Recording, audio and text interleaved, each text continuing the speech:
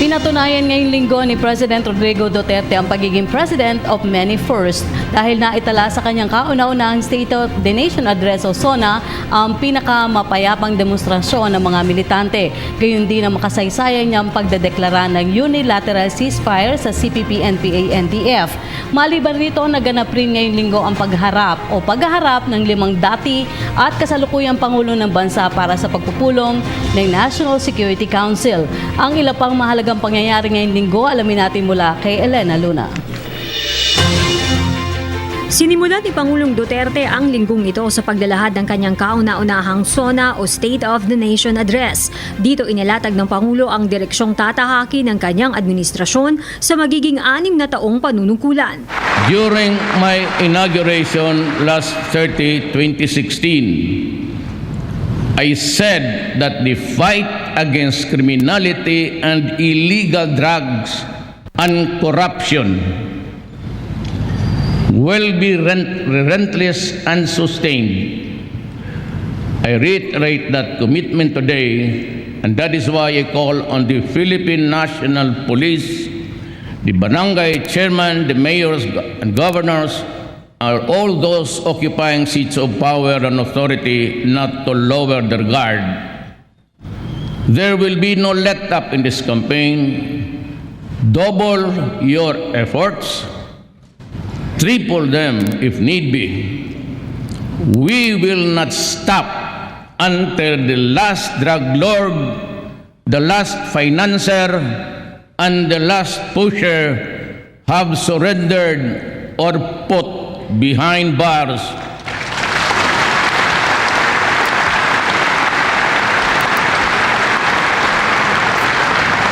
Or below the ground if they so wish. Kinabukasan, balik sa pagbisita ng mga kampo ng militar ang Pangulo. Sinadya niya ang Fort Magsaysay sa Palayan City sa lalawigan ng Nueva Ecija. Nanawagan ng Pangulo sa mga tropa na maging handa kahit pa nagdeklara siya ng unilateral ceasefire noong Lunes. Meron akong mga mensahe sa inyo. Let me explain itong unilateral ceasefire. It is not my decision alone. It is the decision of the cabinet. Of course, si John Esperon pati si Secretary Delvin Lorenzana are automatically members of the cabinet. I am a president that seeks peace with everyone. Ang trabaho ko pagka-presidente, hindi maghanap ng away. Ang trabaho ko pagka-presidente is tignan ko if at all na walang gulo ang Pilipinas. At kayo naman mga militar, there, ever ready to guard the integrity of the Republic, to protect the people. Ginugol naman niya ang araw ng Miyerkules sa Malacanang. Nag-courtesy call sa Pangulo si U.S. Secretary of State John Kerry. They also affirmed the long-standing relationships, the relationship between the two countries, and stated in particular that there are 4 million Filipinos in the U.S., while there are at least 500,000 Americans in the Philippines. Next, they also discussed common concerns: terrorism, crime, drugs, religious fanaticism, and maritime security. In relation to this, they also mentioned a menu of solutions. Next, the U.S. committed $32 million in training and services. Nagpatawag ang Pangulo ng pagpupulong ng National Security Council. Nagawa ni Pangulong Duterte na pagsama-samahin sa iisang lugar ang 4 na mga dating presidente ng bansa. For Philippine efforts. I mean, at the end of the day, they're all presidents of the Philippines. It will be a cooperative venture. Kinagabihan, nakasama naman ng Pangulo ang mga lokal na lider para sa panunumpa sa pwesto ng mga opisyal ng League of Cities at League of Provinces of the Philippines. Binigyang diin ng Pangulo sa mga lokal na opisyal na tulungan ang kampanya ng kanyang administrasyon laban sa iligal na droga.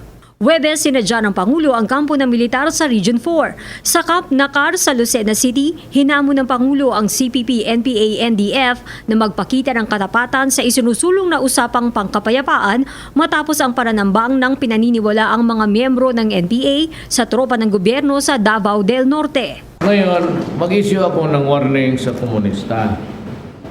I was informed just before I came out na may inambos na apat na kampo. Isang patay, 3 yung sugatan. Kaya tinawagan ko yung congressman nila sa left, kumustar niya, pati si Bebot, yung negotiator.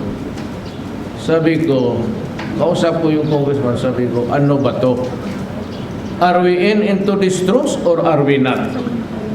Sinabi ko sa kanila, give me an answer by tonight because pag tomorrow wala, tatanggal itong balik tayo sa away. Kung yan ang gusto rinyo, if you do not honor and you kill a single soldier or a capo, which is also, who is also a soldier of the Republic, ay sabi ko, kalimutan na natin to. Fight na lang. Sabi ko, I am demanding an explanation from the Communist Party of the Philippines. And just like us, kung nakasala kami dito, we punish our men and women as a service. Expect the same and I demand an answer na kung sino yung nagkasala, they must be also put under disciplinary action. Otherwise, wala tayong pinag-usapan. Bahagi ng mga pagbisita ng Pangulo sa mga kampo ang pag-atas na palakasin ang kampanya laban sa kriminalidad at iligal na droga. Tinitiyak rin ng Pangulo na hindi pababayaan ng unipermadong hanay, partikular ang dagdag nilang sweldo na inaasahang magsisimula sa buwan ng Agosto. Para sa PTV News, Elena Luna. Hi, ako po si Aljo Bendijo. Subscribe na sa PTV YouTube channel. I-click lang ang subscribe button.